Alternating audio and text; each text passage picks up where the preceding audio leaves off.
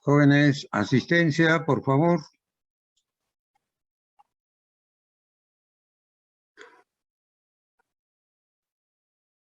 Barrenechea. Barrientos. Presente, profesor Barrenechea, presente. Ok, Barrientos gracias. presente, don. Gracias, señor. Bartolo. Carrasco. Presente, profesor. Dosa. Buenas tardes, Espinosa. profesor. Dosa, gracias. Espinosa.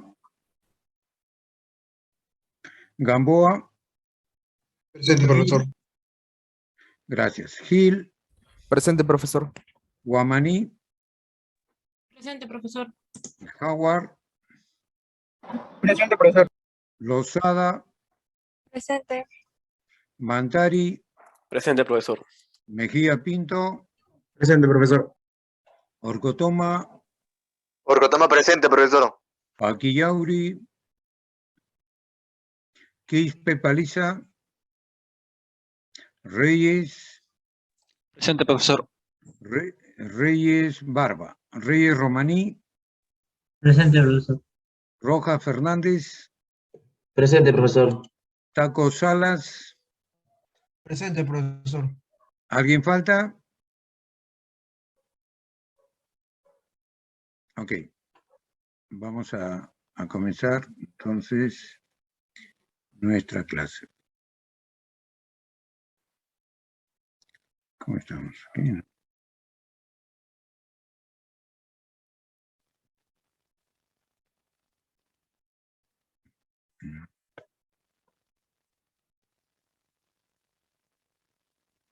Ya. ¿Qué dice acá? ¿Los qué? Hola. ¿Alguien que lea? Los parámetros. Ok, gracias. Ya.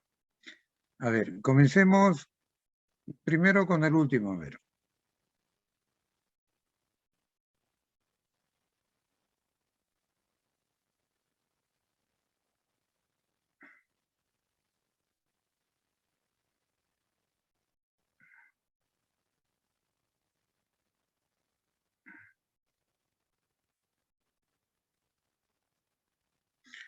Bueno, acá tenemos una planta térmica operando a través de un ciclo Joule-Brayton regenerativo. O sea, aquí hay un equipo de transferencia de calor. Un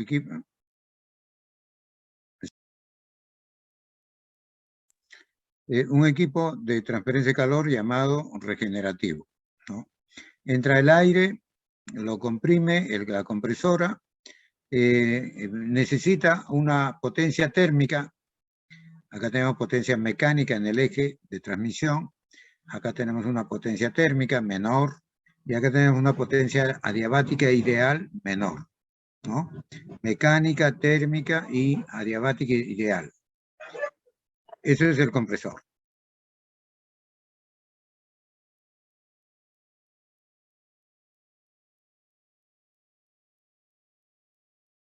Ya.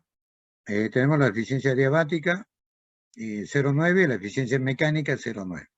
Repito, es dato, la energía térmica que se le tiene que entregar al compresor para que comprima el aire de la presión 1 bar en 1 a una presión 2 de 6 bar.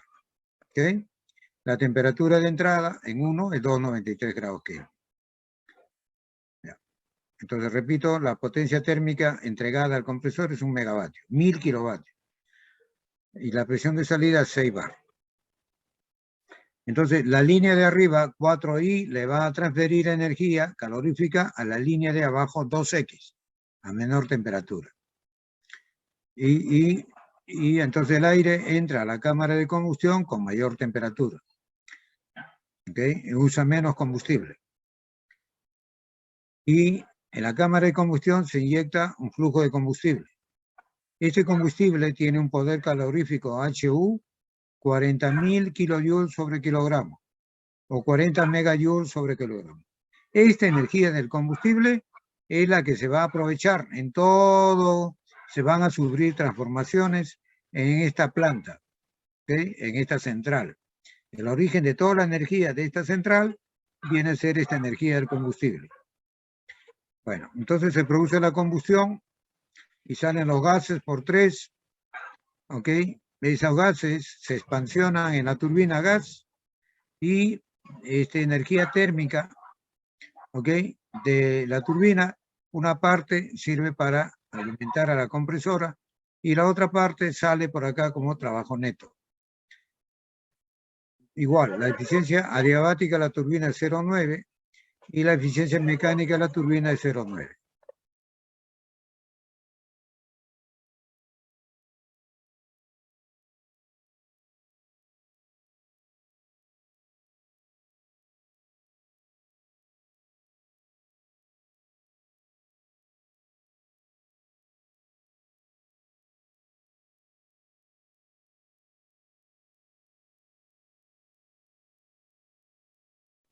Ok. Entonces, de la turbina 4, los gases ya utilizados, ¿no? Los gases quemados, remanentes, salen por 4. Veamos con qué temperatura están saliendo de la turbina gas, que si no hubiera el equipo regenerativo, se perderían en la atmósfera. Entonces, la temperatura 4 es 860 grados Kelvin. En grados centígrados sería 587 grados centígrados, ¿no? Imagínense, esos gases están saliendo a 580 y tantos grados centígrados. Entonces hay que aprovechar esa energía, ¿no? En este caso lo vamos a aprovechar con esta línea, ¿no? 7,8, le va a transferir energía calorífica a la línea 4,5. En este intercambiador de calor llamado equipo regenerativo. De datos nos dan la efectividad del regenerador 75%.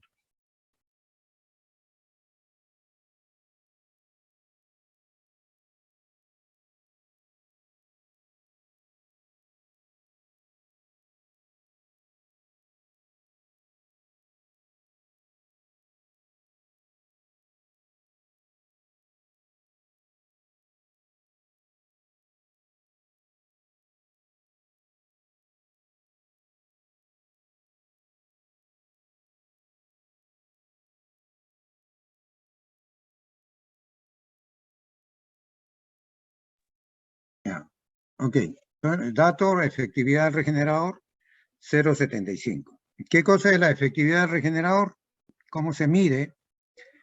Ya. Tiene que ver esta energía real, esta energía calorífica real entre la ideal, o esta energía real de abajo entre energía ideal.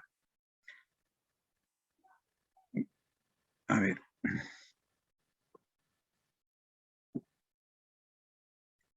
A ver. Comprimimos de 1 a 2 al aire a través de un proceso politrópico. Ah, no, este no es. Estamos en la última parte.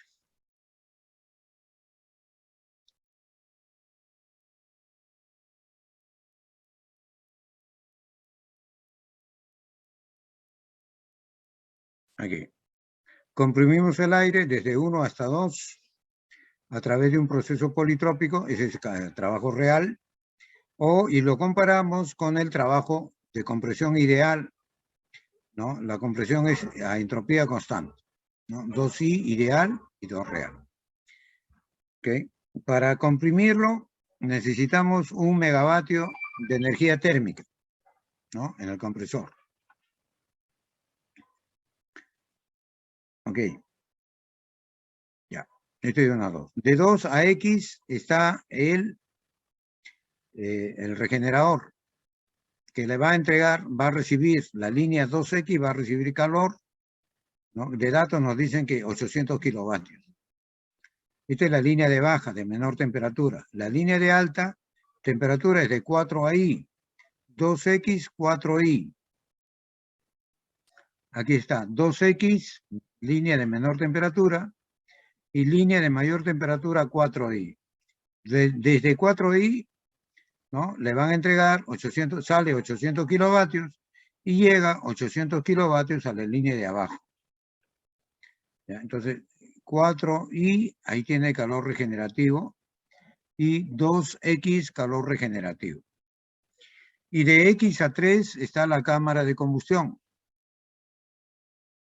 De X a 3 está la cámara de combustión, le entrega calor al ciclo. Ahí está calor al ciclo. Y de 3 a 4 se expande. De 3 a 4 hay un trabajo de expansión de la turbina. Este es el real y este es el ideal. Y de 4 ahí está la línea de mayor temperatura del equipo regenerativo. ¿Ok?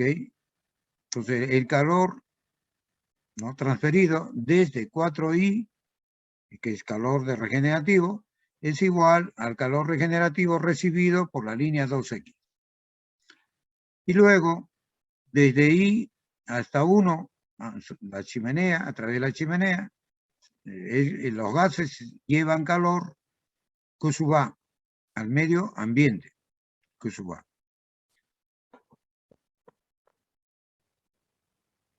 Y los dos niveles de presión que se están usando es 1 bar y 6 bar. Hay dos datos. El calor regenerativo usa 800 kilovatios, es la que transfiere, bueno, en esta línea 2X, la que se recibe, desde la línea 4i, acá también de esos 800 kilovatios.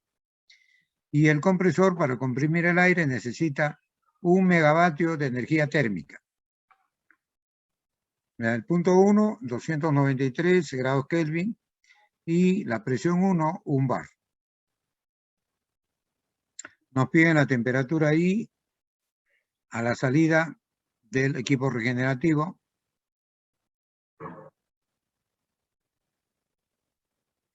Esto de aquí, la eficiencia del regenerador, nos pide la eficiencia del ciclo y el trabajo neto mecánico. Nos están dando la eficiencia mecánica.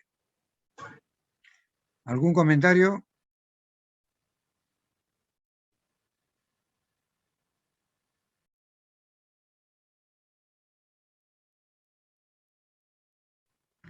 Bueno, vamos a calcular la temperatura 2. Entonces, la eficiencia diabática del compresor, 0,9, ¿ok? Este es el trabajo menor entre el trabajo mayor. En un compresor, el mayor es el térmico real y el menor es el adiabático. ¿Ok? El adiabático, esto es potencia, ¿no? Potencia, flujo de aire, calor específico, presión constante, por variación de temperatura.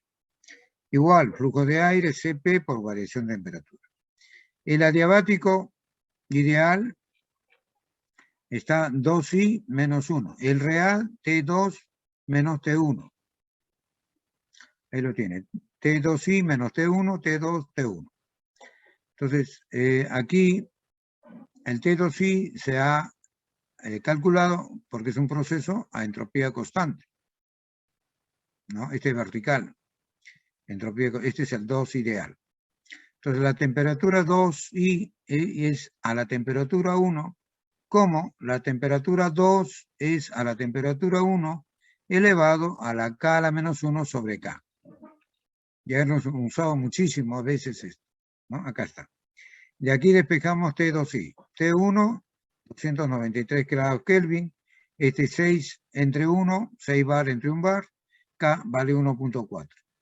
Entonces la temperatura 2 ideal es esto de aquí, 488.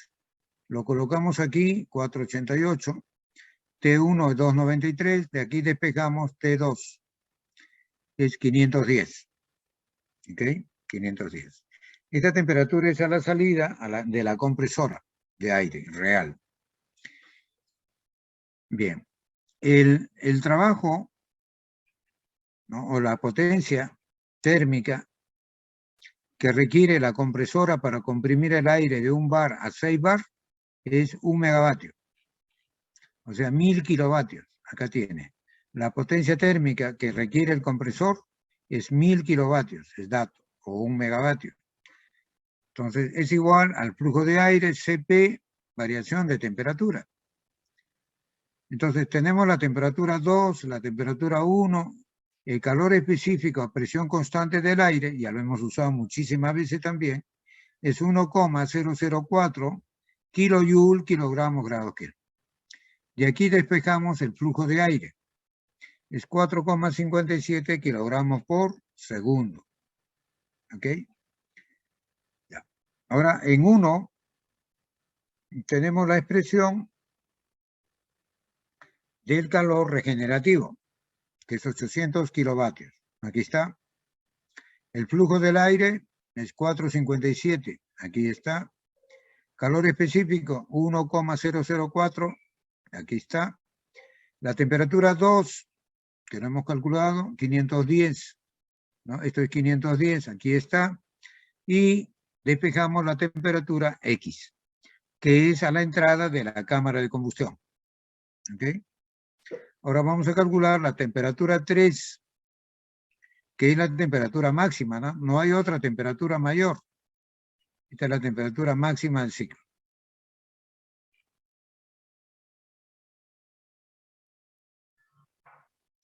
Ok, cálculo de la temperatura máxima del ciclo, T3 en la cámara de combustión. Flujo de energía calorífica transferido al ciclo, o sea, Q sub A, proveniente de la combustión. Q sub A es el calor, es la potencia calorífica, Q sub A, que se le está entrando al ciclo, desde X hasta 3. ¿Sí? X a 3 es la cámara de combustión.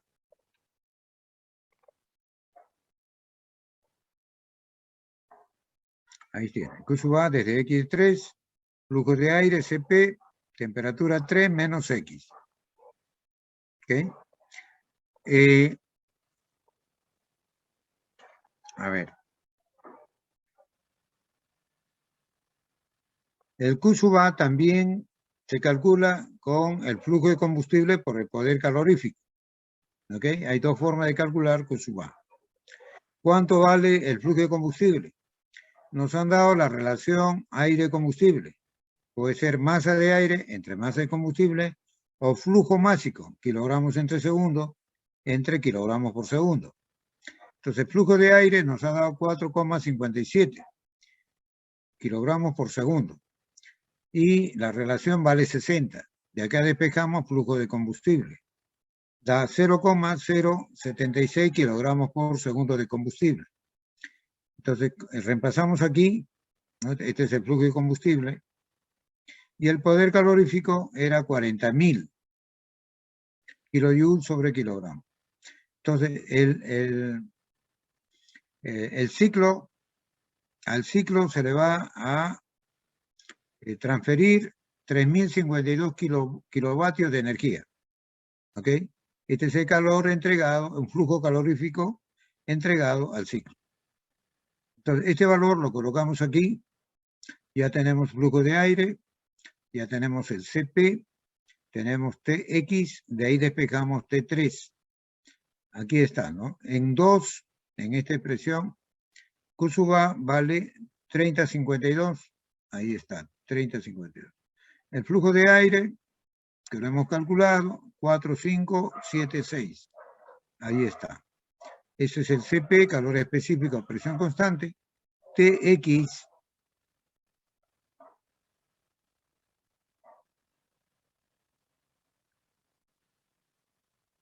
aquí está, 681. Entonces, Tx 681. Acá está. De aquí despejamos T3. Da 1.346.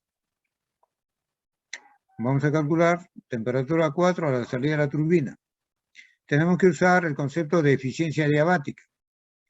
Siempre para calcular los valores reales, el 4 y el 2 tienen que usar el dato de eficiencia adiabática.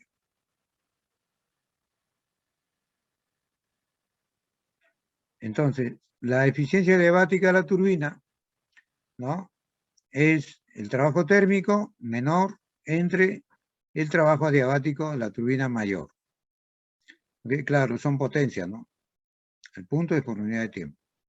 Entonces, esto por la turbina están pasando los gases, flujos de gases, Cp de gases, y la potencia térmica real está entre 3 y 4. Entre 3 y 4 es real. La ideal es entre 3 y 4i.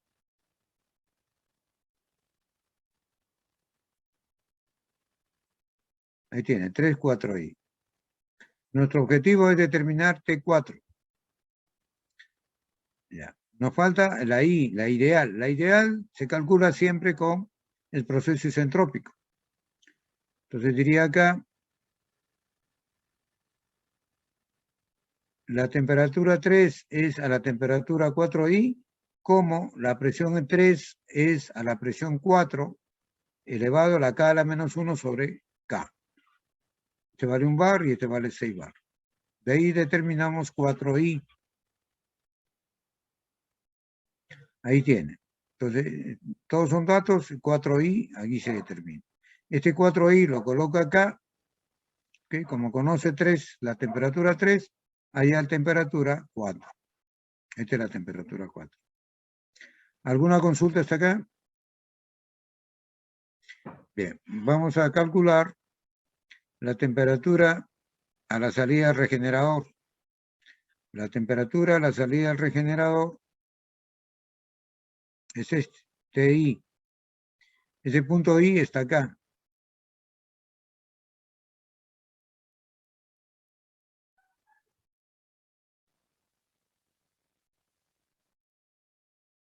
Ya. Entonces, en el regenerador hay un flujo de energía calorífica de 800 kilovatios. El de arriba es el que suministra y la línea de abajo es que recepciona los 800 kilovatios. Ahorita estamos en la línea de arriba. Este calor, el flujo de gases, CP de gases, temperatura 4 menos temperatura I. Entonces, para los gases sumamos flujo de aire más flujo de combustible. 465. ¿Ok? CP 1.004 K. Temperatura 4, acá lo tenemos, 860. Y de aquí calculamos la temperatura I. Potencia calorífica en el regenerador es 800 kilovatios después de dato. Entonces TI queda 689,5.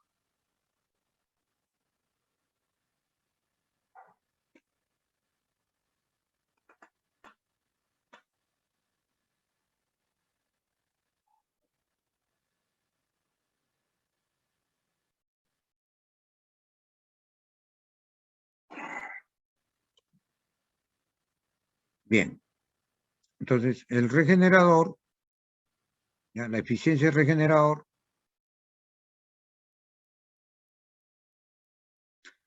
usted puede dividir este calor entre 2X, ¿no? Que es el calor regenerador, entonces 800 kilovatios. Este es el calor real. Y el calor ideal es de X, de 2 a XI. Y la temperatura de XI es igual a 4. A ver, veamos X con 4. Acá tiene X y 4. Esta es la línea de mayor temperatura y esta es la línea de menor temperatura. ¿Qué pasaría si T4, la temperatura 4, fuera igual a la temperatura X? Ya no habría, pues, transferencia de calor. Entonces, esta es la condición límite. Cuando la temperatura 4 sea igual a X ideal, ¿no? Acá está la X ideal. ¿Ok? Ya, entonces hay que dividir este calor entre este calor ideal, ¿ya? Calor 2X real, entre calor 2XI ideal. Eso es la efectividad de este equipo regenerativo, que debe ser igual, el calor real es de 4 a I, ¿ya? Es el calor regenerativo, es real, entre el ideal de 4 a I y sub I.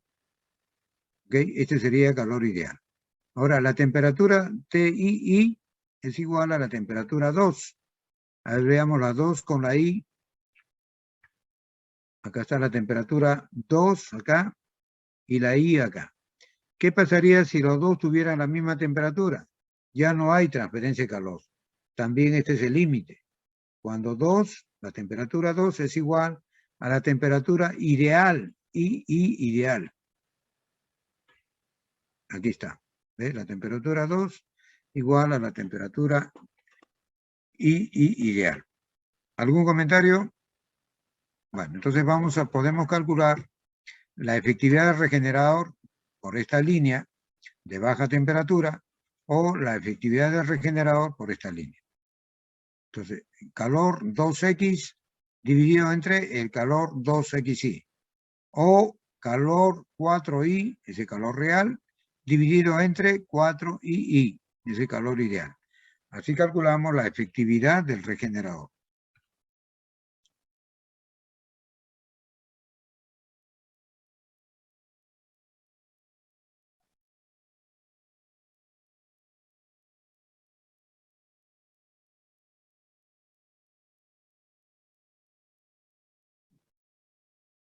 Bien, ahí tenemos la relación, ¿no?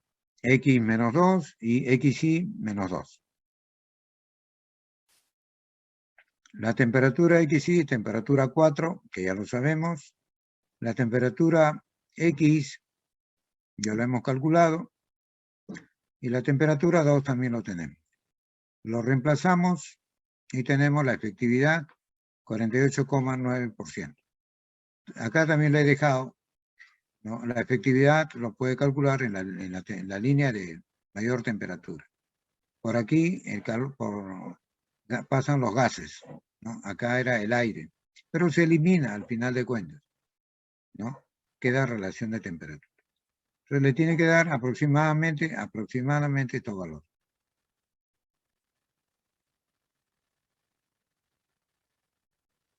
La eficiencia del ciclo, trabajo neto entre calor entregado. El trabajo neto, trabajo de la turbina menos el trabajo del compresor.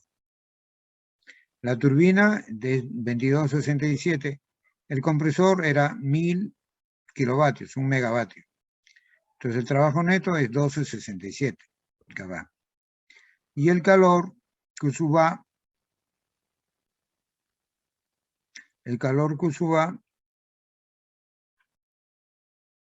acá está, 3052.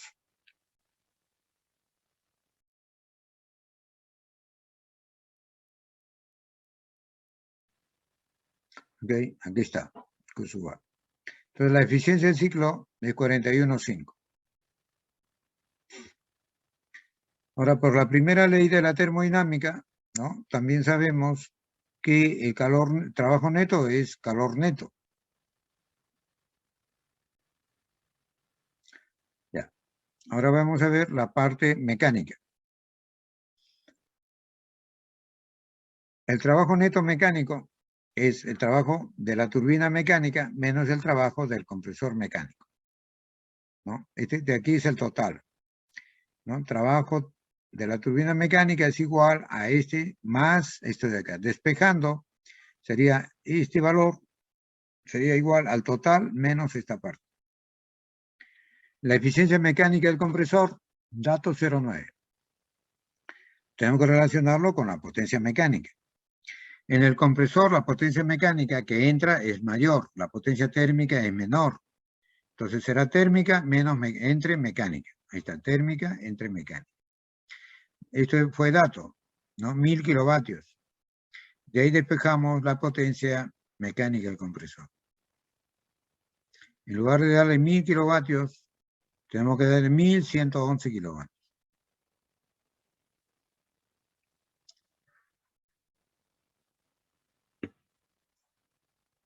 La eficiencia mecánica de la turbina es menor entre mayor. Entonces, mecánica sale de la turbina, es menor, y la térmica es mayor. La potencia térmica de la turbina, 2267. Acá está, potencia térmica de la turbina, acá está, 2267,3. Bueno, acá se ha calculado otra vez, ¿no? Potencia 2263. Entonces, acá ponemos 2267,3 y calculamos la potencia mecánica. 2040. Hacemos la diferencia, 2040 menos lo de compresor, 1111. Y tenemos la potencia neta mecánica. Esta potencia neta mecánica está entrando al generador eléctrico, acá.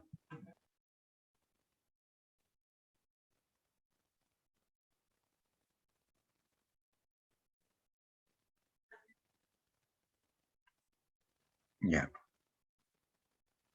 Ya tenemos la potencia neta mecánica. Ahora he hecho un cálculo adicional para que tengan el concepto. El generador eléctrico o alternador tiene una eficiencia de 0,95. Entonces, aquí hay pérdidas. Esta potencia de acá es mayor que esta potencia eléctrica, ¿no? Acá hay voltaje, corriente. Este ya la carga va a alimentar a la carga eléctrica. Entonces, la eficiencia del generador es esta potencia trifásica entre esta potencia neta mecánica. Ahí está el generador. Entonces, la eficiencia es esta potencia trifásica entre esta potencia. Ya sería 0,95. Esta sería la potencia eléctrica. ¿Ok?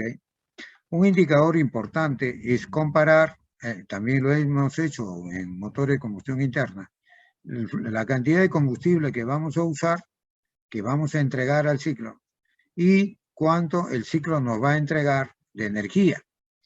¿Ok? ¿Cuántos kilovatios? Bueno, entonces dividimos flujo de combustible entre el flujo de energía neta. Neta ha sido 1267.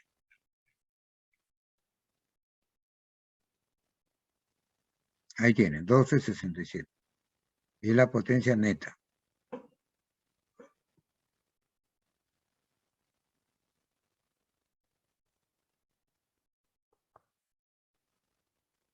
Ahí lo tienen. El flujo de combustible y esto. Bueno, entonces dividiendo nos queda kilogramo, kilowatt segundo. Pero lo queremos en hora. Multiplicamos 3600 arriba y abajo. 3600 segundos viene a ser una hora. Entonces sería kilovatios hora. Ahí está, kilovatios hora. Y arriba queda 3600 por esta cantidad que es la esta. ¿Cómo se interpreta esta cantidad? Que viene a ser el consumo específico de combustible. Que para obtener 1 kilowatt hora necesita quemar 0.2167 kilogramos de combustible. Si usted lo invierte, o sea, entonces arriba sería 1, abajo 0.2167. Entonces aparece 4,61 kilowatt hora, abajo 1 kilogramo. ¿Cómo se interpreta? Que se necesita 1 kilogramo de combustible para quemar 4,6 kilowatt hora, para obtener 4,6 kilowatt hora de energía.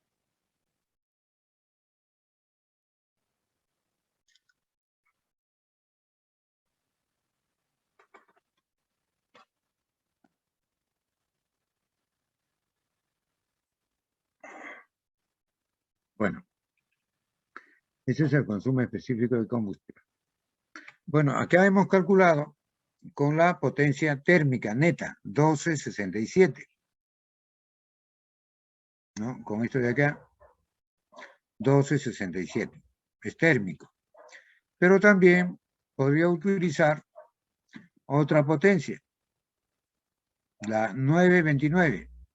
Esa es la potencia mecánica. Este de acá, la potencia neta mecánica 929. Entonces, cada vez que trabaje con el indicador consumo de combustible, le tienen que decir, o usted tiene que decir, ese indicador de consumo específico de combustible, ¿a qué potencia está referido? ¿Ya? ¿A qué potencia? Entonces, acá, repito, está con la potencia neta mecánica. 929,4. 929,4 es la potencia mecánica neta. Entonces, igual, el mismo concepto, dividimos flujo de combustible entre potencia neta mecánica, nos da este indicador, multiplicamos por 3600, 3600 segundos es una hora, kilowatt hora.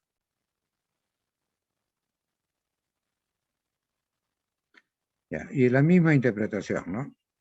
Hay que quemar 0.216 kilogramos de combustible para obtener 1 kilowatt hora de energía. O, invirtiendo, hay que quemar 1 kilogramo de combustible para obtener 4,6 kilowatt hora de energía. ¿Alguna consulta? Esto es idéntico, ¿no? Estamos usando acá la potencia mecánica. Es el mismo concepto.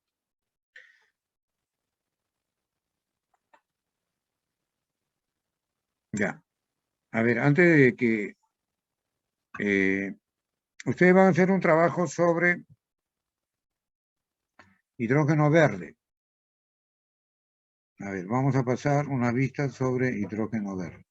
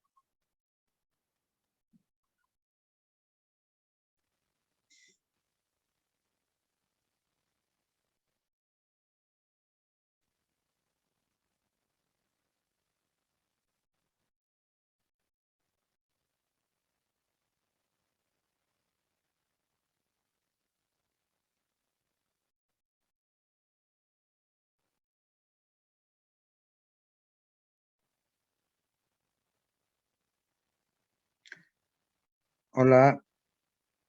¿Qué dice acá arriba? ¿Están viendo? Hidrógeno verde. Sí, profesor. Ok, ahora vamos a probar el sonido. Y uno de los más ¿Escucha? eficientes. Escucha. Sí, profesor. Ok. A ver, observemos esto para comentarlo. Este es su trabajito, ¿ya? Una monografía que máximo en el grupo de 3 personas. Es una monografía, no hay nada de cálculo. Del universo. También es el combustible más limpio y uno de los más eficientes. Pero entonces, ¿por qué no lo empleamos de una vez por todas para combatir el cambio climático? Aquí vamos a explorar exactamente cuáles son las perspectivas para esta prometedora fuente de energía, el hidrógeno verde.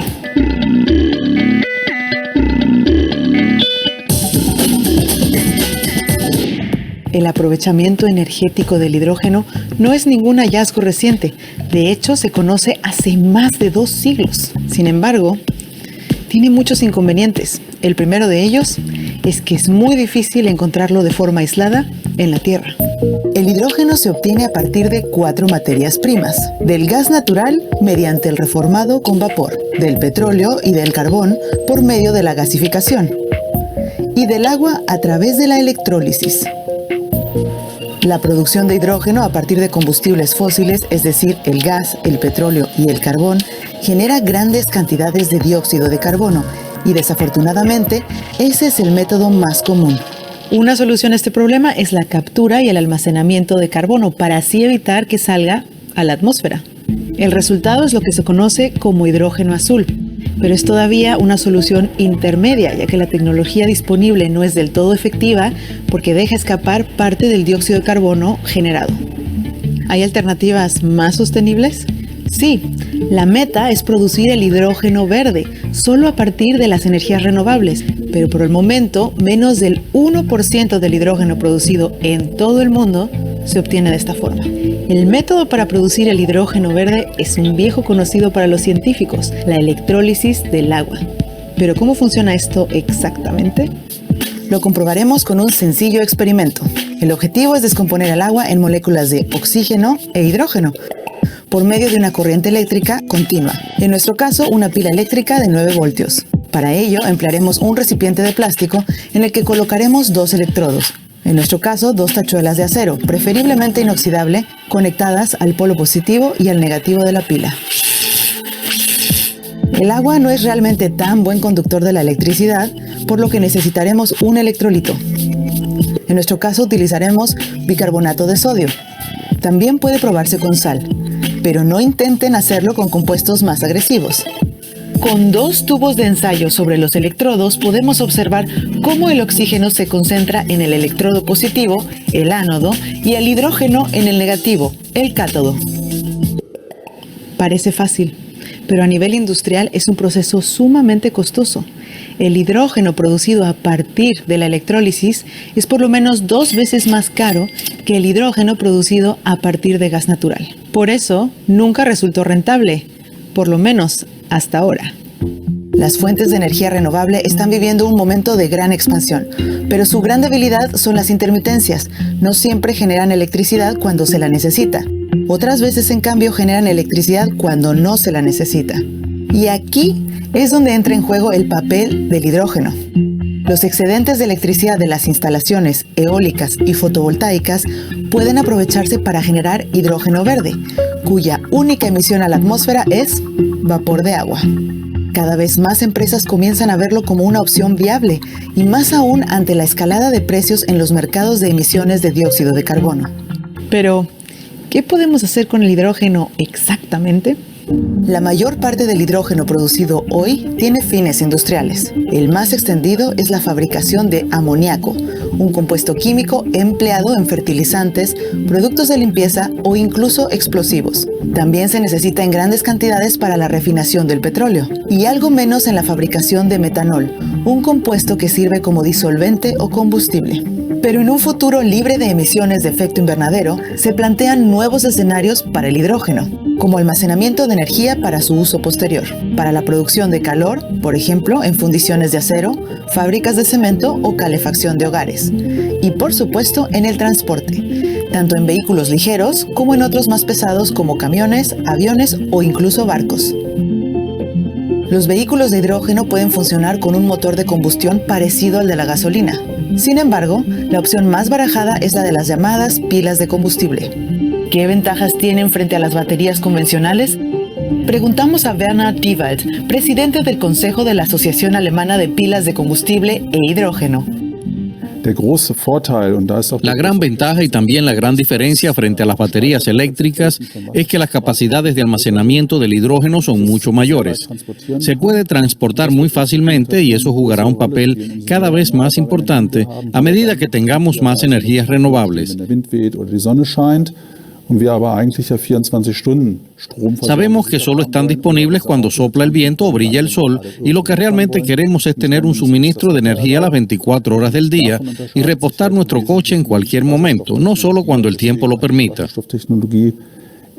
El hidrógeno es en esencia diferente y por eso esta tecnología es muy importante para un futuro energético descarbonizado. Todo el mundo está mostrando interés hacia una economía de hidrógeno y pilas de combustible. Pero no todos son ventajas en el hidrógeno. Peter Strasser, profesor de Química Técnica de la Universidad Técnica de Berlín, nos explica las particularidades de este gas. El hidrógeno es un gas muy ligero. Tiene una densidad muy baja. Eso significa que si quisiéramos almacenar cierta masa de hidrógeno a presión ambiente, el volumen sería mucho mayor del disponible en vehículos. Por esa razón, se almacena generalmente a muy alta presión. La alternativa es la licuefacción, que también comprime la densidad de las moléculas de hidrógeno. Sin embargo, suele ser poco práctica en aplicaciones terrestres. Existen además desafíos en torno a ciertos electrolizadores que requieren una cantidad considerable de metales muy raros. Uno es el iridio y otro el platino. El precio del iridio se ha quintuplicado recientemente, tal vez debido a la especulación. Por eso, los químicos estamos buscando alternativas que permitan minimizar la cantidad de metales raros en los electrolizadores o incluso sustituirlos por completo. A pesar de todos los obstáculos, Alemania quiere liderar la producción y suministro de hidrógeno verde. Para ello deberá encontrar socios con mejores condiciones climáticas para satisfacer su demanda de electricidad 100% sostenible. Con más de 100 proyectos anunciados, Europa es el mejor postor en la carrera por el hidrógeno, seguido de Asia y Oceanía. América Latina, una de las regiones con mayor potencial a precios asequibles, tiene por el momento 5 importantes proyectos en marcha. 2 de ellos se encuentran en Chile.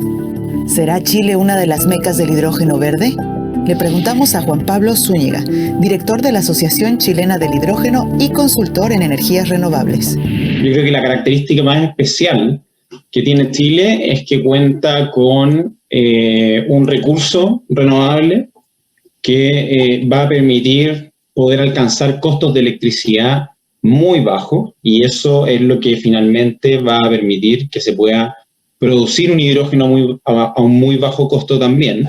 Obviamente el país no tiene la demanda, una demanda tan grande como para poder utilizar esta cantidad de energía que se puede generar, y es por eso que se piensa que una de las opciones para poder utilizar este recurso con el que cuenta el país es producir justamente hidrógeno que permitiría consumir una mayor cantidad de energía eléctrica, y que a futuro podría existir un mercado de exportación de este químico y también de sus derivados. Ya sea en América Latina, en Europa o en cualquier parte del mundo, el hidrógeno podría ser una de las mejores apuestas para descarbonizar la economía allí donde las energías renovables encuentran sus límites. El camino por recorrer quizás aún sea largo, pero más vale tarde que nunca. Muchas gracias por acompañarnos. Si te gustó este video, dale like y compártelo. Y si hay algún otro tema que quieras conocer, Ya. Hola, ¿están? Jóvenes. Hola. Ya, ok. A ver, vamos a comentar.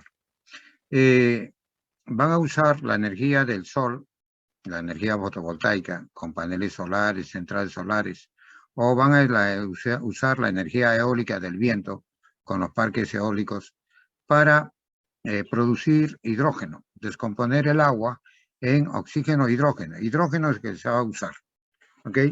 Y al hacer esta transformación, entonces por la chimenea se arroja vapor de agua, ¿no? Ahora los carros, los vehículos, ¿no? Están arrojando gases contaminantes. Pero acá se usa producto de esta transformación de vapor de agua que no hace daño al medio ambiente. Entonces, eso es el proceso de electrólisis, ¿no? Para las minas también.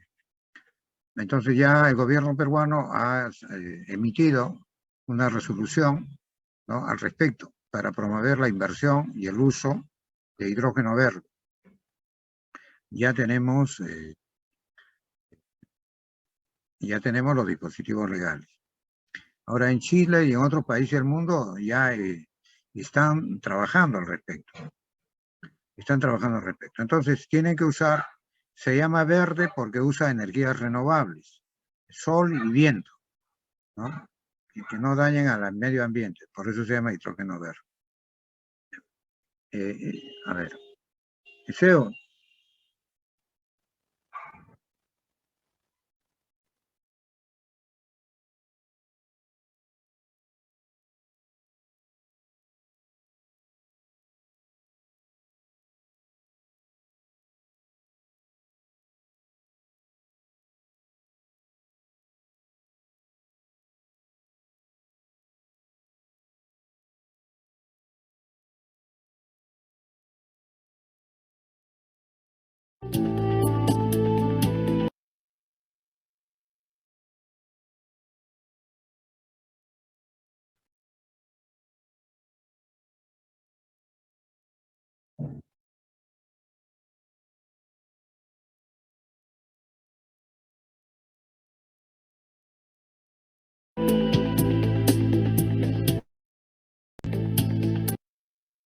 ¿Qué dice acá, jóvenes? Hola. Hola. ¿Están? Hidrógeno verde. Ya, ok, gracias. Vamos a ver esta vez.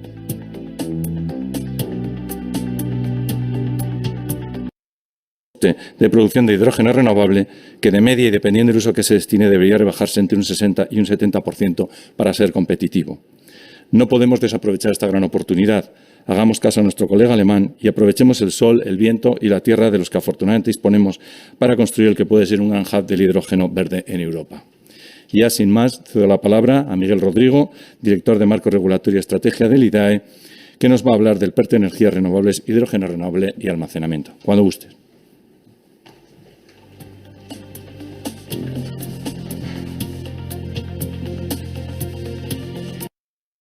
del plan de recuperación está la financiación de un número determinado de pymes, un número determinado de desarrollos tecnológicos, de líneas de fabricación y líneas de ensayo, de clústeres, de proyectos pioneros y de capacidad instalada de electrolizadores, fijando un objetivo de 500 megas de electrolizadores instalados para el año 2026.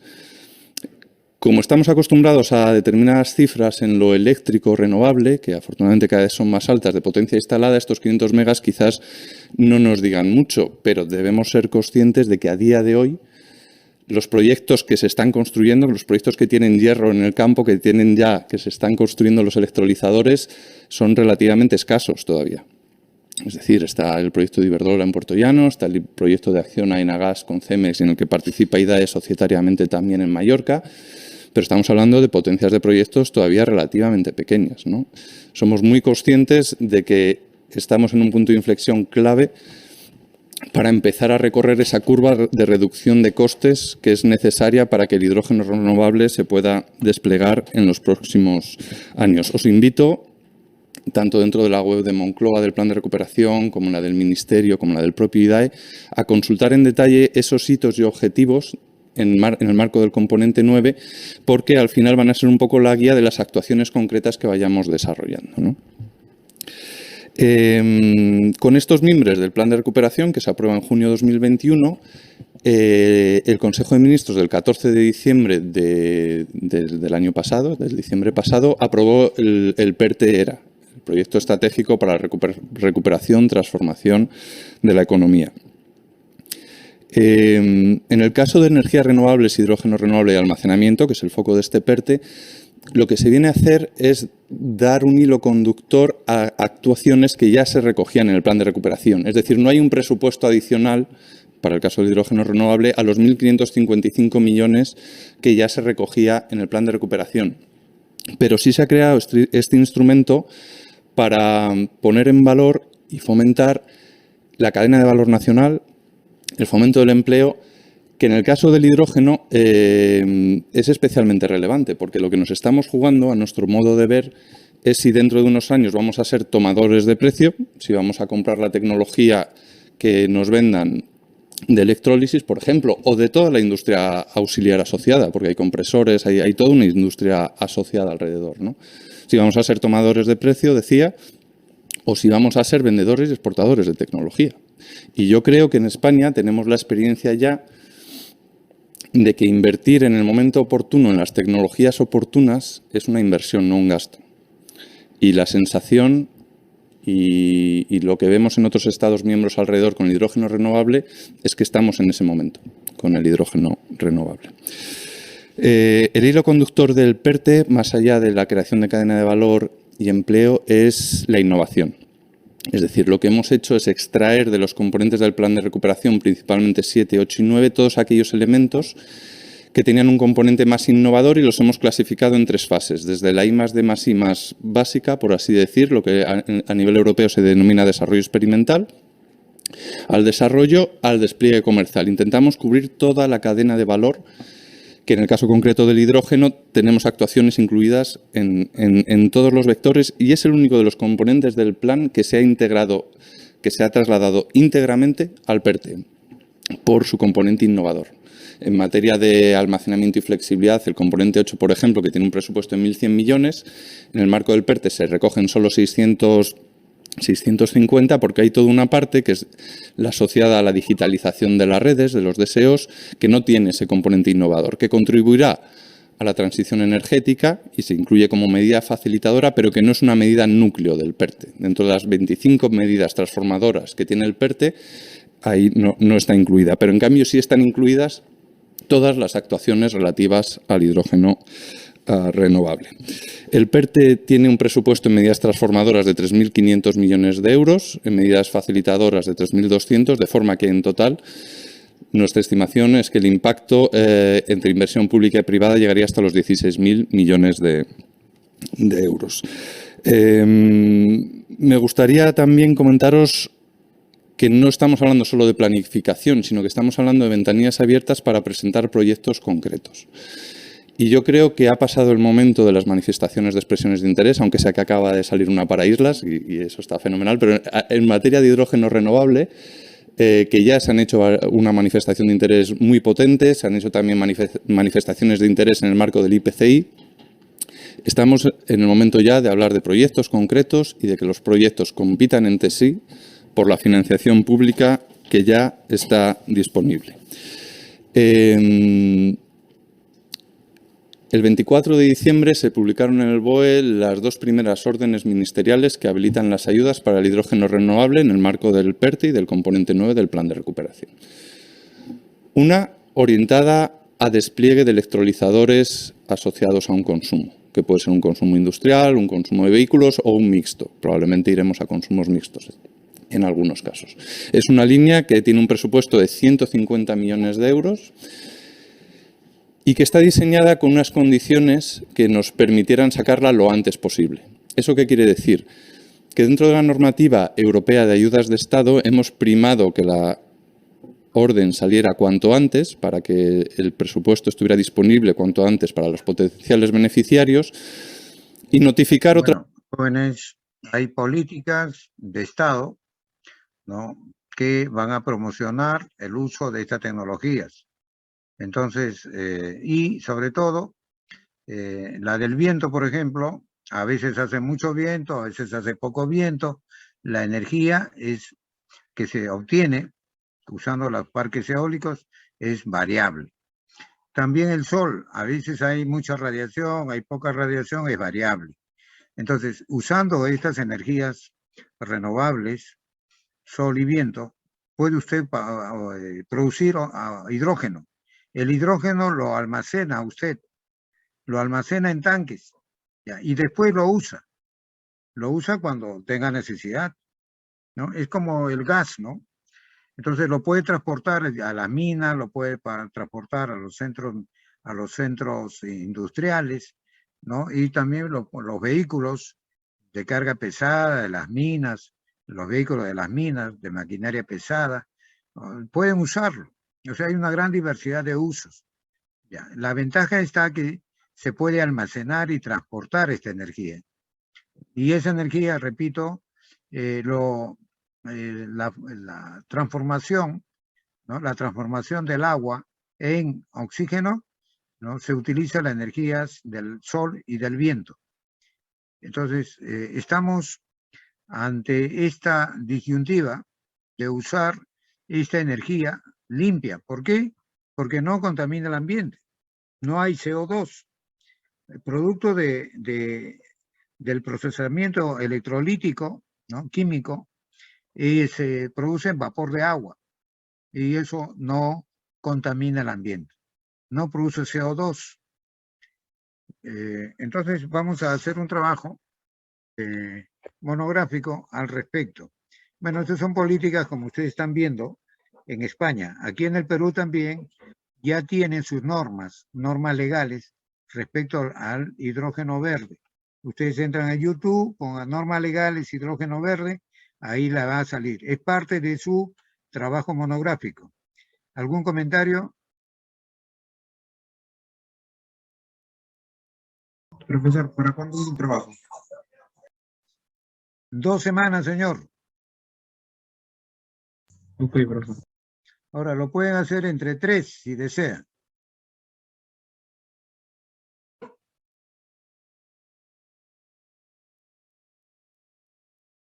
Ok, profe. Ya, un momentito, por favor. A ver, veamos otro.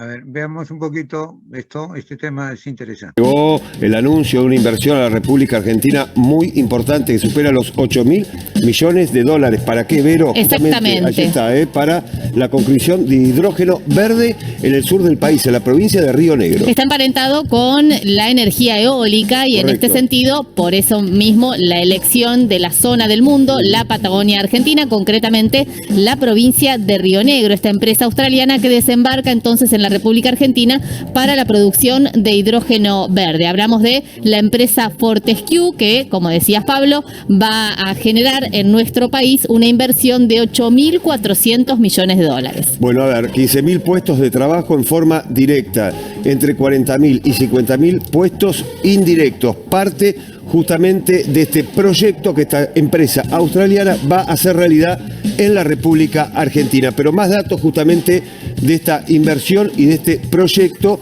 un elemento químico que se obtiene a partir de energías renovables. Estamos hablando, claro, allí está, del hidrógeno verde. Exactamente, y hablábamos de la energía eólica como la fuente principal precisamente para la producción del hidrógeno verde. El objetivo es la exportación precisamente de esta nueva energía que vienen progresivamente a reemplazar los combustibles fósiles que sabemos son altamente contaminantes. Dialogamos sobre este tema con el químico David Levitan. Esto decía.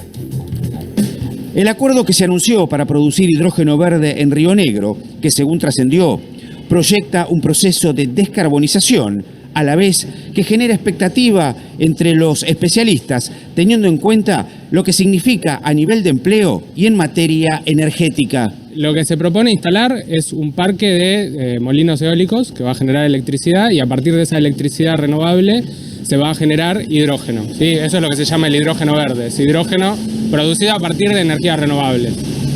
Este hidrógeno luego está pensado para la exportación, con lo cual en sí es un anuncio positivo para el país, pero también es una posibilidad para desarrollar la tecnología acá.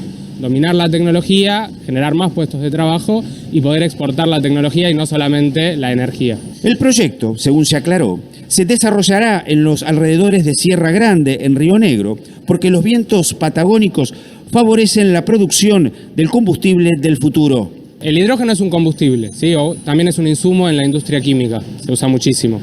Depende de cómo se lo genere, puede tener como impacto emisiones de gases de efecto invernadero. El hidrógeno hoy se genera a partir de gas natural, con lo cual se emite grandes cantidades de dióxido de carbono a la atmósfera. El hidrógeno verde, en cambio, es hidrógeno generado a partir de energías renovables, con lo cual no entra el carbono en la producción, con lo cual no emite gases de efecto invernadero. Hay otros tipos de hidrógeno, por ejemplo el hidrógeno rosa, que se usa aprovechando el calor de las centrales nucleares, que nuestro país también puede aprovechar y producir. Reiteramos la inversión de esta empresa australiana, 8.400 millones de dólares. Incorporamos a analizar justamente esta inversión y lo que se va a hacer en la provincia de Río Negro a Raúl de la Torre en esta segunda edición de Noticias. Raúl, ¿cómo estamos? ¿Cómo te va, Pablo? Bueno, impacta la inversión, impactan los números, ¿no? Sí, vamos a ir aprendiendo de a poco entre todos. Sí, claro, obviamente. Verde. Lo explicaba recién el especialista al que consultamos. Hidrógeno verde significa transformar la energía eólica en hidrógeno exportable. ¿Por qué en hidrógeno? Porque la energía, para exportarla, no es fácil almacenarla. Claro. Es muy poca la energía que se puede almacenar. En este caso, lo que se llevaría a un material que sea exportable, el tema de la energía eólica. La energía eólica es la que se produce por esas aspas enormes que producen energía con el viento. Por eso la ventaja que tiene la Patagonia. Como decía recién el especialista, esto no genera el carbono que se emite al aire y eso provoca contaminación. Cuando se hace hidrógeno a partir del gas, sí genera, por eso es el reemplazo. Ahora, el tema que hay que tener en cuenta, si esto es económicamente viable, si el costo de generar esa energía eólica, transformarlo en hidrógeno y después venderlo, eso deja un resultado económico. Hasta ahora se decía que era muy difícil. Aparece esta inversión de esta empresa australiana y que si a mí me interesa, yo lo voy a hacer y lo voy a hacer en la Patagonia, en la Argentina y en Río Negro. Ahí está la gran novedad, Pablo. Claro. Que aparece alguien que hace semejante inversión y ahora vamos a hablar de la dimensión de la inversión para hacer eso porque le ve la posibilidad de hacerlo. Primero, para Argentina, ¿cuál sería el interés? Primero, obviamente, el tema de exportar y las divisas que ingresan. Claro. Pero además la posibilidad de proyectar, dominar esa tecnología y que esa energía verde también, el hidrógeno verde, también sea utilizado para la industrialización en Argentina, para reemplazar otro tipo de energía que es contaminante. Por ejemplo, una de las cuestiones que se piensa, así como en proyección más inmediata, sería el transporte pesado. ¿Qué estoy hablando? Del tema de la movilidad, no solo de colectivos o transporte de carga, sino que estamos hablando hasta de aviones, que se podría manejar con este tipo de nueva energía que reemplazaría a los combustibles de origen fósil. Ahí tienes una diferencia grande. Y te cuento un detalle que encontraba esta mañana tratando de ver un poquito sobre el tema, para medir la dimensión, porque 8.400 millones de dólares siempre nos impresiona la cifra. Sí, claro, obvio. Pero ¿con qué la vamos a comparar? Y te doy una comparación. Alemania es uno de los países que está al frente del tema de la investigación sobre el tema de la energía verde y hidrógeno verde. Sí. ¿Sabes cuánto tiene dedicado los programas que tiene de investigación y apoyo Alemania al hidrógeno verde? ¿Cuánto? 9.000 millones de dólares. Y estamos hablando en Argentina, una sola inversión de 8.400 millones. O sea, lo de Alemania es el total. El total que le dedica y este el es un gobierno comienzo a la investigación. Lo de Argentina es un comienzo, un punto de partida. Es una sola inversión. Claro. Es una sola inversión de esta empresa australiana a la cual está vinculada un conocido nuestro como Agustín Pichot, sí, claro, que es el titular de la empresa para América Latina, y propone poner inmediatamente en marcha esto, es decir, en la zona de Sierra Grande, Río Negro, aprovechar los vientos ahí, empezar a instalar estas aspas para empezar a generar energía y obviamente vienen con el conocimiento, porque esto ya lo están haciendo en otras partes, obvio, del dominio en la tecnología para convertir eso en hidrógeno verde. Quizá aprenderemos cómo se exporta esto, si esto va en barritas, claro, de qué manera se transporta, claro. Bueno, esas partes físicas todavía no las conocemos. Raúl, hablemos de números, 8.400 millones de dólares que generan miles de puestos de trabajo en forma directa e indirecta. Sí, yo te diría que esto digamos, esto es lo que se informó ayer. Vayamos con cuidado con esos datos porque son los que después hay que confirmar, ¿no? Claro. Efectivamente, generar cuántas puestas de trabajo. Pero sí, lo que es cierto, a mí lo que me interesa más en este momento, lo que le presto más atención, que te genera el desarrollo de una nueva industria en una zona prácticamente desértica. Sierra Grande la conocemos porque era uno de los yacimientos de hierro importantes de la Argentina, y PASAM. Bueno, vos lo dijiste, desapareció y de esto se ha escrito mucho y cosas muy interesantes con respecto a lo que significó socialmente eso. Ahora aparece un proyecto que le da una vida, pero una vida por muchos años, porque esto se supone que es el inicio, como vos decías, de algo mucho más importante. Va a sonar fuerte y me voy a arriesgar a decirlo, es como tener otro Vaca Muerta en Neuquén, claro. Es como tener la segunda vaca muerta, pero con hidrógeno verde. Pero con todas las ventajas que tiene energía limpia, sin los cuestionamientos que tiene de fracking e inversiones nuevas que podrían desarrollarse en la medida que haya un programa, y en eso se está, que haya un programa de desarrollo industrial también en la zona para otro tipo de industria, porque así como decíamos, transporte, esto es utilizable para siderurgia, metalurgia, inclusive para laboratorios medicinales. Es un abanico amplísimo. Es un abanico amplísimo, estás hablando de una energía, pero el secreto, ¿sabes cuál va a ser? Y esto es lo sorprendente de la inversión nueva, es decir, la economicidad. ¿Es realmente una energía más económica? La verdad que no lo sabemos, no tenemos los datos. Hasta ahora parecía que era todavía una energía cara. El proyecto de esta empresa australiana parece demostrar lo contrario. Y obviamente estamos por eso esta inversión, abiertos, ¿no? Obviamente, las novedades. Muy bienvenido. Raúl, muchas gracias. Seguimos. ¿Algún comentario, jóvenes? Bueno, repito, aquí en el Perú ya hay dispositivos legales que están promocionando, están incentivando el uso de esta tecnología. A ver, nada más y para cerrar.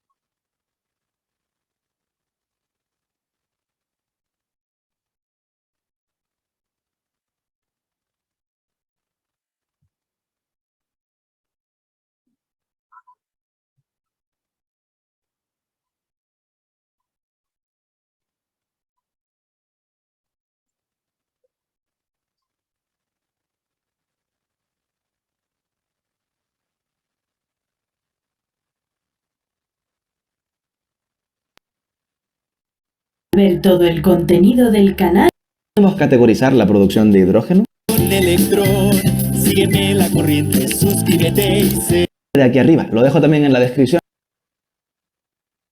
Hola protones, hoy vamos a hablar acerca de la corriente. Rubén, al ver todo el contenido del canal veo necesario hacer un vídeo sobre el hidrógeno. Bueno, pues hidrógeno entonces. En este vídeo hablaremos acerca de las distintas formas que hay de producir hidrógeno y de cómo se agrupan. ¿Cómo podemos categorizar la producción de hidrógeno? ¿Cuáles de estas soluciones son más sostenibles? Para descubrir todo esto y mucho más, sígueme la corriente.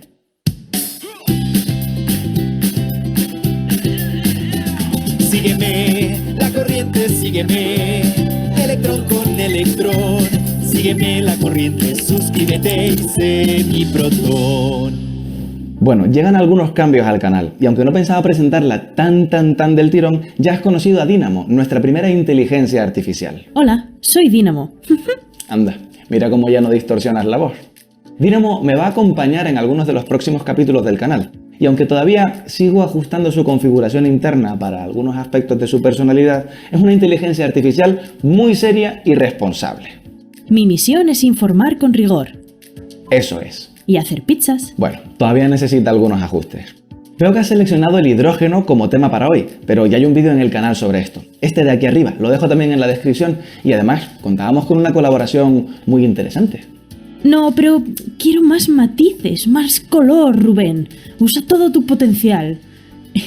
¿Lo pillas? Como es un canal de energía y eso. Bueno, ¿quieres pizza? Recuérdame, Dynamo, que modere tus niveles de humor. Recordatorio creado. Bueno, si es color lo que quieres, tengo el vídeo de hidrógeno perfecto para ti. Vamos allá. En el vídeo anterior sobre hidrógeno mencionamos algunas de las formas de obtener hidrógeno en la naturaleza, como la electrólisis del agua para extraer el hidrógeno o el reformado con vapor a partir de gas natural para extraer el hidrógeno de los hidrocarburos. En resumen, y como ya mencionamos en aquel vídeo, aunque el hidrógeno sea el elemento más abundante del universo, no se encuentra en la naturaleza de manera aislada. Necesita de aplicar otras energías para ser obtenido. Pero lo que no vimos en profundidad es cómo las diferentes formas de obtener hidrógeno afectan al color de este, al menos de forma figurada. Veamos la categorización del hidrógeno según las técnicas con las que se produce. Para no perdernos con la multitud de matices, estas técnicas se suelen agrupar fundamentalmente en 3 categorías, y a cada una de ellas se le ha asignado un color. Todo esto nos sirve para orientarnos bien y de manera visual, y la categorización se ha hecho fundamentalmente agrupando las técnicas en función de cómo de limpia es la generación de este hidrógeno. Hidrógeno negro sería el producido a partir de hidrocarburos, sin captura de emisiones y sin usar energía procedente de fuentes renovables. Como ya comentamos en el vídeo previo, este sería el hidrógeno producido mediante un conjunto de técnicas que llamamos reformado con vapor. Por otro lado, llamaríamos hidrógeno azul al obtenido a partir de hidrocarburos, pero cuando además se efectúa una captura de las emisiones contaminantes en un alto porcentaje. Este hidrógeno se obtiene sobre todo en yacimientos de gas natural y es la forma más viable de conseguir hidrógeno de bajas emisiones a corto plazo. Es el más utilizado por la industria. Y finalmente tenemos a la estrella del show, el hidrógeno verde. Se consigue a través de la electrólisis del agua, utilizando electricidad procedente de fuentes libres de emisiones. Por tanto, en su producción no se libera contaminación a la atmósfera. Este proceso de obtención de hidrógeno es cada vez más sencillo y barato. Y ojo, no perdamos de vista que si el hidrógeno verde se define como el procedente del uso de electricidad libre de emisiones, aquí englobamos tanto al que emplea energías renovables como al que emplea energía nuclear. En términos de emisiones, ambos son verdes. Esta es una clasificación funcional e intuitiva que nos ayuda, entre otras cosas, a informar bien al público general. De hecho, últimamente el término hidrógeno verde ha aparecido muchísimo en medios y resulta bastante intuitivo para comprender que se refiere a aquel hidrógeno que no lleva asociadas emisiones contaminantes, el hidrógeno bueno, por el que hay que apostar. Pero a lo largo del tiempo se han ido agregando más categorías, hasta que esto se ha convertido en un popurrí de colores tremendo. ¡Bien colores! Sí, Dynamo, se han añadido muchos colores, pero eso hace que comunicar e informar sobre el hidrógeno sea también más complicado. Al principio se trataba de resaltar ciertos matices que tal vez la clasificación inicial no contemplaba. Así, dentro del hidrógeno negro comenzaríamos a desglosar y obtendríamos los hidrógenos gris y marrón. El hidrógeno gris es producido a partir del gas natural con la técnica del reformado por vapor y hasta hace poco era el más utilizado por la industria. El hidrógeno marrón se genera desde la gasificación del carbón, una técnica que se usaba para producir el llamado gas ciudad o de alumbrado. ahora gas de síntesis. En ninguno de los dos casos se realiza captura de emisiones contaminantes ni se utilizan energías renovables. Vamos, lo que antes era el negro. Fin de la película. Pero también se han realizado aún más clasificaciones que continúan emborronando toda esta idea de generar 3 categorías para simplificar e informar con eficacia. Parece que cada vez se esté tendiendo más hacia un ejercicio marketingiano muy subjetivo y que poco aporta a la comunicación científica y técnica. Ejemplos de estas clasificaciones incluyen entre los colores del hidrógeno, el hidrógeno turquesa, producido a partir de hidrocarburos, generalmente gas natural, pero por pirólisis, en el que se obtiene carbón en vez de gases contaminantes. El hidrógeno blanco, que sería aquel obtenido como subproducto de procesos industriales. El hidrógeno amarillo, obtenido por electrólisis del agua, pero haciendo uso de la electricidad procedente del mix energético que haya en la red. Como la energía se toma del mix, en algunas ocasiones será más verde y en otra menos, según cuál sea el porcentaje concreto de integración renovable en red que haya en cada instante. Y también tendríamos el hidrógeno rosa, que es aquel obtenido por electrólisis, pero haciendo uso de la energía obtenida por plantas nucleares. Al final llega un punto en el que se pierde el mensaje principal, y es que actualmente existen básicamente 2 formas de conseguir hidrógeno molecular, por electrólisis del agua o por procesamiento de hidrocarburos, y que esta última puede llevarse a cabo con captura de CO2 y otro tipo de emisiones o sin capturar nada. Este es un hecho objetivo que informa y dota al público de datos. Si queremos asignarles las 3 etiquetas iniciales, puede estar bien para recordar ideas. Pero no nos liemos ahora sacando la paleta entera de colores. El uso del hidrógeno será crucial como vector energético y forma de almacenamiento de energía. Pero si queremos hacer una transición energética hacia modelos de producción más sostenibles, debemos prestar especial atención a la etiqueta verde, el hidrógeno producido sin emisiones asociadas. Ahí estará la clave para la sostenibilidad. ¿Cómo lo ves tú, Dínamo? Me ha gustado mucho este vídeo. ¿Te puedo hacer más encargos? Esto es mejor que Netflix. Claro, sin problema. ¿Y a ti, qué te parece esta clasificación ampliada de los colores del hidrógeno? ¿Crees que es útil? ¿La ves necesaria? Si fueras hidrógeno, ¿de qué color serías? Deja tus pensamientos al respecto en los comentarios, para que Dínamo y yo te leamos y podamos compartir opiniones. Para más energía y más... Ya. Jóvenes. Hola. ¿Profesor? Sí, profe. Ya. Entonces se agrupan máximo 3 personas, ya, y me lo envían el miércoles de la próxima semana hasta las 11:59. Y lo sustentan el jueves de la siguiente semana. ¿Está bien? Ok, profesor. Ya, ok. Pueden hacerlo de 3, pueden hacerlo de 2, de 1, pero cuando hagan la exposición, no, por favor, no queremos excusa que yo no hice el capítulo 2, yo no hice el 3, solo hice el 1. Ingeniero, ese tipo de lenguaje no puede usted usar, ¿eh? Ya. Entonces, el objetivo es trabajar en equipo, produzca un resultado mejor que trabajando uno solo. No hay esa excusa. Señor Reyes, Joaquín Reyes. Hola. Señor Joaquín Reyes. No está, nos abandonó. Bueno, espero que me haya dejado entender. Ya, a ver, vamos a terminar con el ejercicio de explicarle, aunque... A ver, un momentito, por favor. Ya, vamos a salir de aquí. ¿Cómo está? Acá.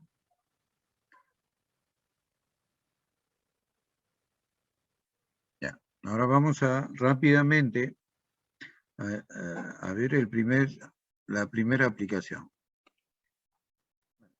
Acá tenemos una central a gas, lógicamente que está quemando combustible, ¿no? Puede ser gas, petróleo diésel.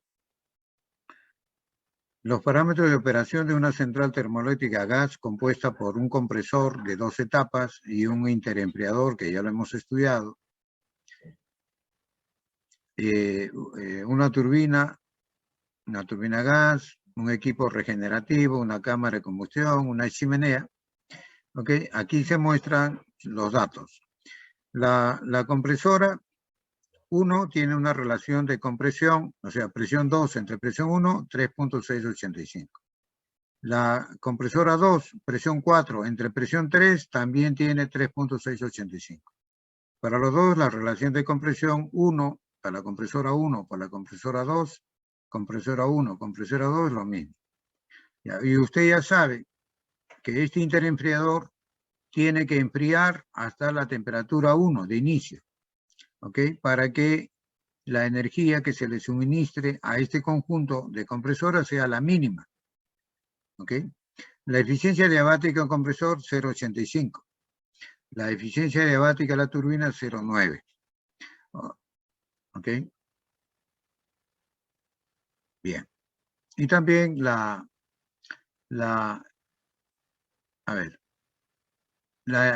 efectividad del regenerador es 0,75.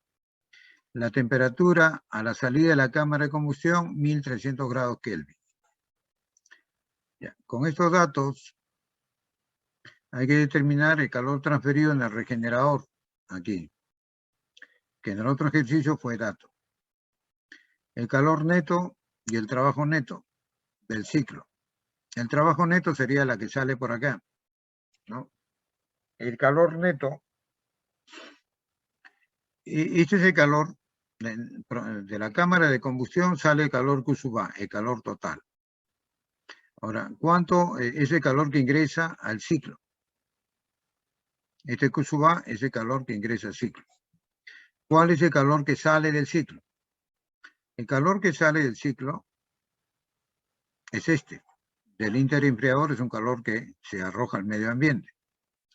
Y el calor que llevan los gases por la chimenea es el Q sub B, ese calor que se pierde en la atmósfera.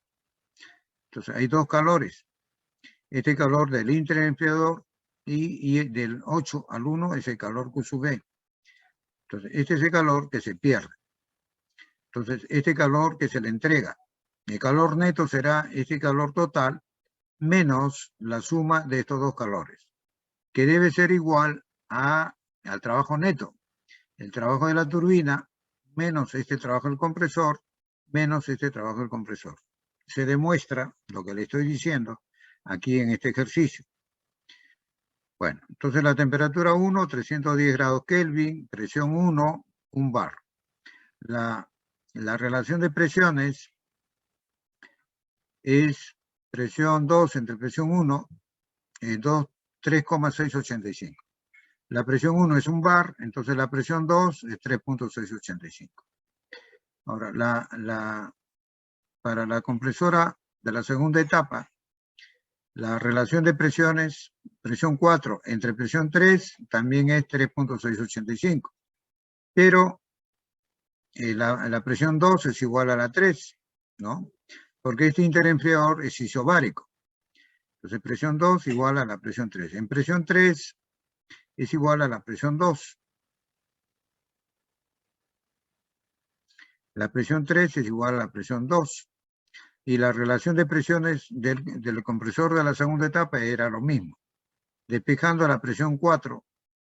Entonces, presión 2 es 3,6 por 3,6 da 13,58. Entonces, ahí están los tres niveles de presión.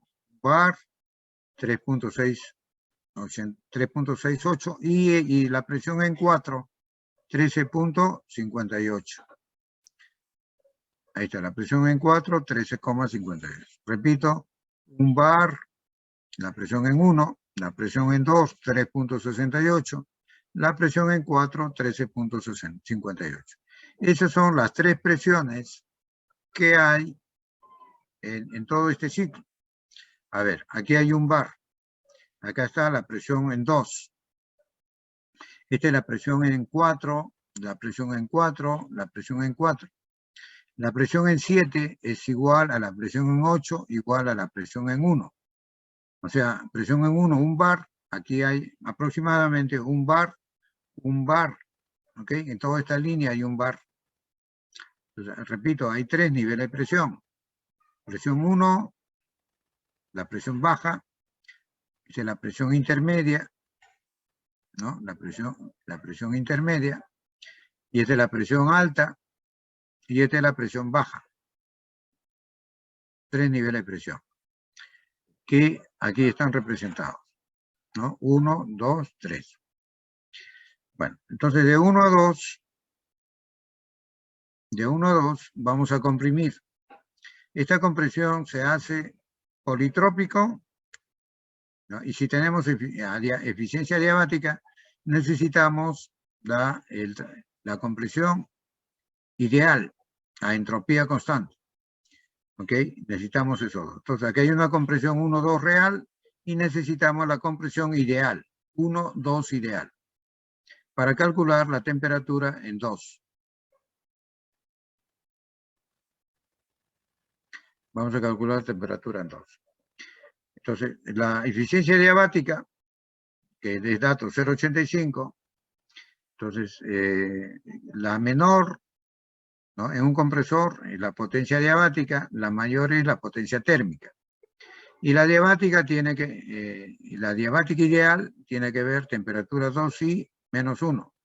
La isentrópica, esto es la isentrópica o adiabática reversible ideal.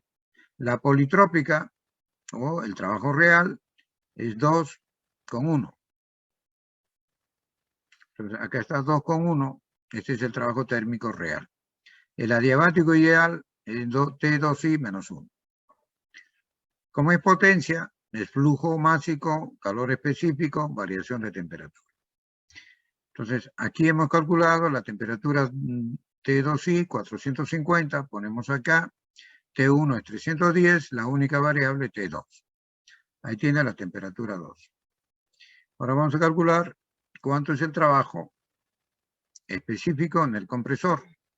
El compresor está entre 1 y 2, ¿no? Temperatura 2 menos temperatura 1 por Cp. Entonces, este es el trabajo específico del compresor. En las fórmulas debe ponerse negativo, pues porque el trabajo entregado al compresor ingresa, ¿no?, al sistema. Bueno. Y el trabajo de expansión es un trabajo que sale del sistema, del ciclo. Bueno, por el momento no nos interesan los signos, pero siempre es bueno recordarle. Esa es la primera ley de la termodinámica. El calor rechazado por el interenfriador. El interenfriador está entre 2 y 3. ¿Ok? Entonces, 3 está a mayor temperatura. A ver, veamos, me estoy equivocando. El interenfriador, ¿no? Está entre 2 y 3. Entonces, temperatura 2 es mayor porque lo va a enfriar hasta 310, ¿no? La temperatura 1.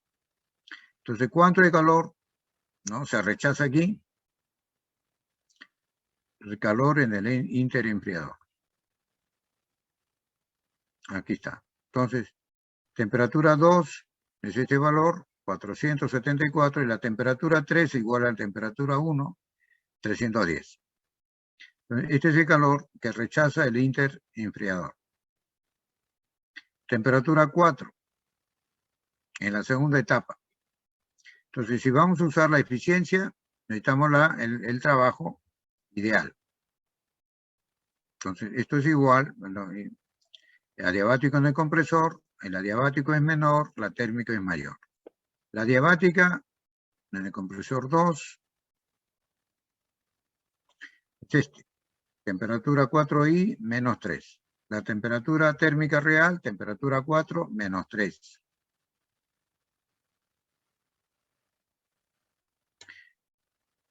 Ahí lo tiene. Este es el ideal, adiabático ideal, y este es el real.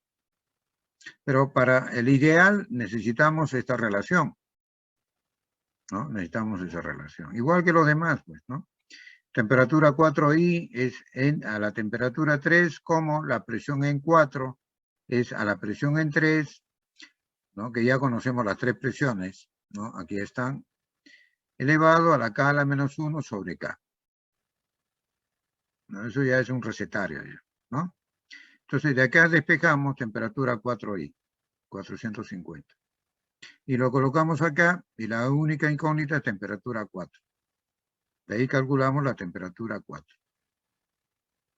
Ya podemos calcular el trabajo que requiere la compresora de la etapa 2. Temperatura 4 menos 3, y nos da lo mismo que la etapa 1. ¿no? 165.4. Y el trabajo de compresión de la etapa 1 también 165.4.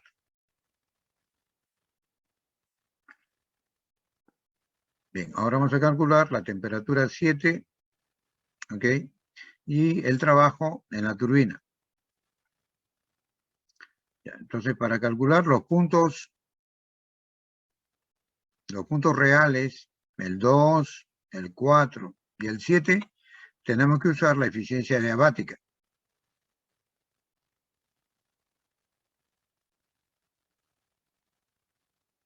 Ok, para usar la eficiencia adiabática en la turbina, que es al revés, ¿no? Que la compresora.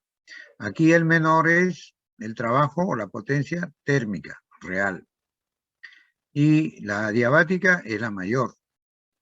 La adiabática tiene que ver 6 con T ideal y la real 6 con T7 real. Necesitamos la temperatura 7 ideal. Bueno, entonces hacemos lo mismo que el anterior.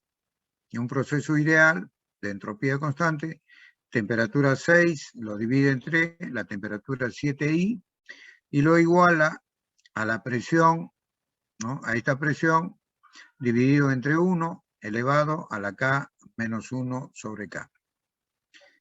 Así haya la temperatura ideal. Ok, acá está.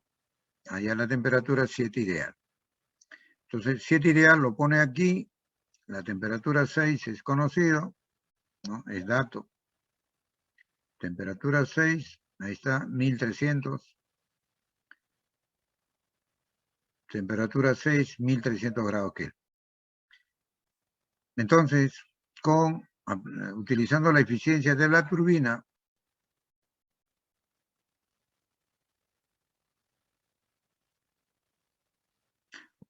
calculamos la temperatura 7.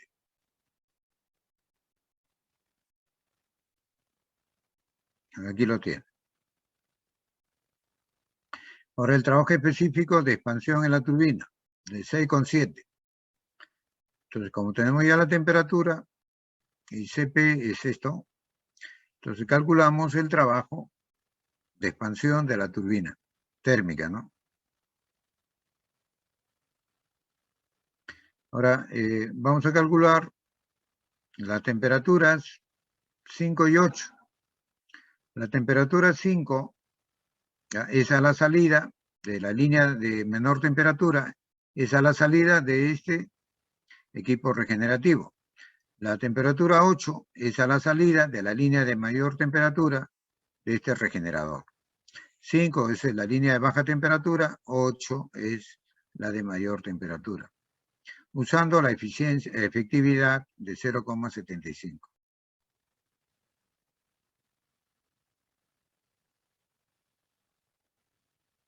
Ya, acá tiene la efectividad. Entonces, este es el calor real entre calor ideal. El real está de 5 a 4, el ideal de 5I a T4. Vamos a verlo. Ya les comenté, pero bueno. El calor, ok, recibido de 4 a 5. Este es el real. Y el calor ideal sería de 4 a 5I. El otro, el real es de 7 a 8. El ideal es de 7 a 8I. Este 8I es igual a la temperatura 4. Y esta es la temperatura 5I, es igual a la temperatura 7. ¿Por qué? Porque 5, si 7, la temperatura 7 fuera igual a esta temperatura 5, ya no hay transferencia. Esta es la máxima. Entonces la 5 ideal. Si esta temperatura 8 fuera igual a la 4, entonces ya no habría transferencia. Entonces lo máximo es que temperatura de salida, 8, sea igual a la temperatura 4I. ¿Ok? Bueno, entonces usamos esos conceptos. Ya, acá está. La efectividad del regenerador real entre ideal. 5, 4, 5 ideal. Ahora, el 5 ideal era la temperatura 7. Y 8 ideal igual a la temperatura 4. 5 ideal, la temperatura 7. y la 8 ideal a la temperatura 4. Ya conocemos la temperatura 7 y 4.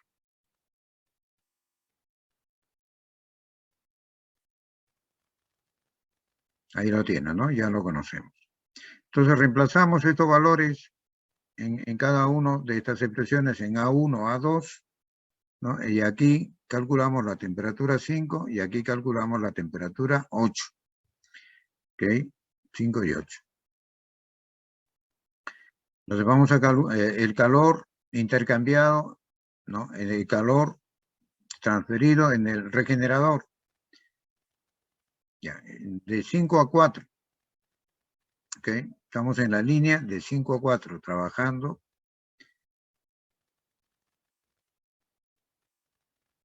De 5 a 4 en este.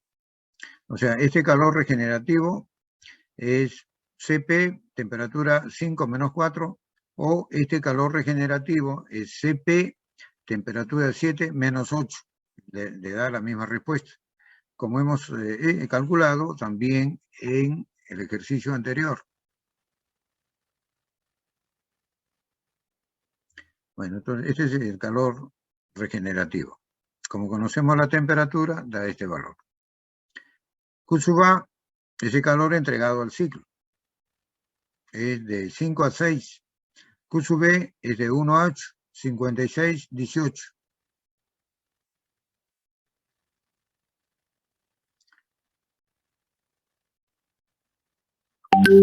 Ya. Q sub A, 56. Q sub B, 81. ¿Ok? O 18. Ok, mire, no, el Q, este calor regenerativo, no participa directamente en la eficiencia.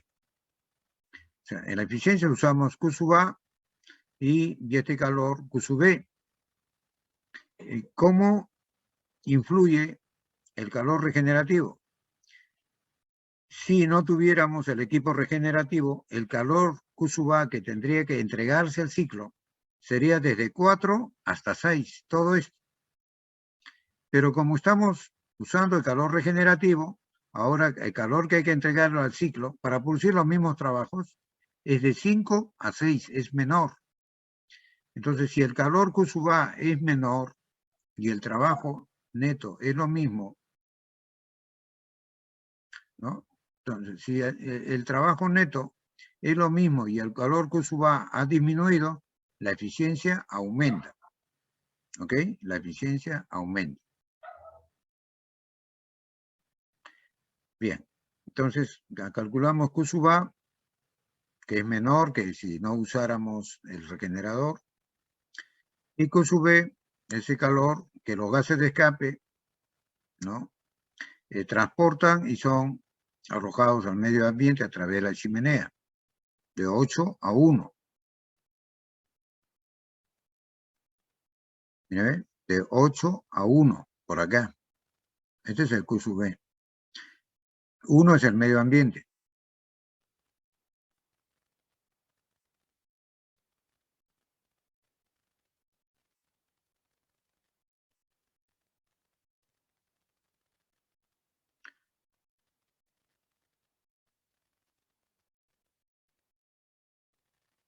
Ya. Este es el trabajo de expansión de la turbina. Esta es la efectividad del regenerador, que fue 0,75. Calculamos T5 y T8.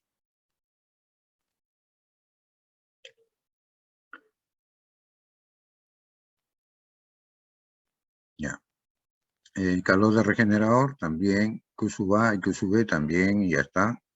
Entonces, calculamos la eficiencia del ciclo. Trabajo neto, el trabajo de la turbina, menos 2 veces el trabajo del compresor. Hemos visto que eran iguales, ¿no? Este de expansión y este de compresión. ¿Ok? Lo podemos... Ok. Entonces, reemplazando, nos da el trabajo neto 286.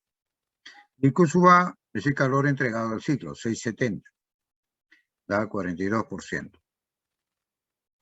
También el trabajo neto tiene que ser igual al calor neto, primera ley de la termodinámica, balance de energía. Ahora, ¿cuánto es el calor neto? Lo que le estaba diciendo, el calor entregado al ciclo menos los calores que sean los calores perdidos al medio ambiente, ¿no? Transferidos al medio ambiente. El Q sub S se transfirió al medio ambiente y en el interempleador también. Entonces, como tenemos estos valores, también más o menos nos da este valor. Repito otra vez, aquí no participa el calor regenerativo. ¿Ok? Ahora, el trabajo neto es 286, el calor neto también es 286. Usted hace esta operación, le tiene que salir más o menos 286. Ya, esto es la segunda. El segundo ejercicio que hemos desarrollado. ¿Algún comentario, jóvenes? Ya. A ver, señor delegado. Señor delegado. ¿No está? Ah, señor subdelegado. Hola. ¿Están, jóvenes? Sí estamos, profesor. Bueno. No están el delegado ni el subdelegado. Disculpe, profesor. Me estaba atendiendo a mi hermano. Perdón. Ya, a ver, señor Carrasco, tome nota, pues. Ya, entonces, Ok. lo que hemos quedado, ¿no? El trabajo monográfico hidrógeno verde, a ver, tiene que ir a aspectos importantes. Pues. Primero hay que entender cómo funciona, principio de operación, ¿no? Cómo funcionan todos los procesos, en general, ¿no? Dos, ¿qué equipos tienen que usar? ¿No? El equipamiento, ¿no? Es lo lógico, pues. Tres, y ahí hay parámetros, ¿no? Indicadores de eficiencia en los equipamientos, ¿no? En general. Ahora el costo, la inversión, ¿cuánto cuesta invertir? El costo de inversión. Después hay que vender la energía, ¿no? Hay que vender la energía. Entonces los precios y el mercado, los usos. Después, como tenemos que usar la energía del sol y la energía del viento, entonces, ¿en qué parte del Perú hay más viento y más energía radiante del sol? Ahí tiene el mapa, ¿no? Que ustedes han visto del Ministerio de Energía y Minas, ¿no? Hay una mapa de distribución de zonas donde hay mayor radiación solar y hay mayor viento. En el norte hay mayor viento, en el sur, ¿no? Hay mayor viento, bueno. Ya. Y tiene que ver la norma también, ¿no? La norma peruana ha salido publicado en el peruano, ¿no? Con respecto al hidrógeno verde, ¿no? Promoción de inversión y usos. Ya, creo que eso es lo fundamental, ¿de acuerdo? Y también, lógicamente, el impacto, ¿no? Aquí esto no tiene impacto, no contamina el ambiente, no arroja CO2, solo vapor de agua que no hace daño al medio ambiente. Ya, entonces, entre máximo 3, puede ser 2, puede ser 1, lo envían el miércoles de la siguiente semana, hasta las 11:59. Y el día jueves, al día siguiente, lo sustenta. Ponen su PowerPoint y hacen un resumen claro. No, el objetivo de la sustentación ya, no es saber si usted sabe leer, ¿no? Usted se pone ahí a leer. No es eso, pues. El PowerPoint es para que se ayude y para que el auditorio pueda captar rápidamente lo que usted quiera transmitir. Ponga más dibujos, más esquemas, ¿no? Más tablas, más cuadros, pocas palabras. Entonces, esa es la idea. Si lo hace bien, por supuesto que le vamos a poner una buena nota, pues esa es su remuneración. Ya, ¿algún comentario? El jueves, entonces, es la práctica, ¿no es cierto? Allá en la facultad. ¿No es cierto, señor Carrasco? Sí, profesor. Ya. Ok, jóvenes. Si no hay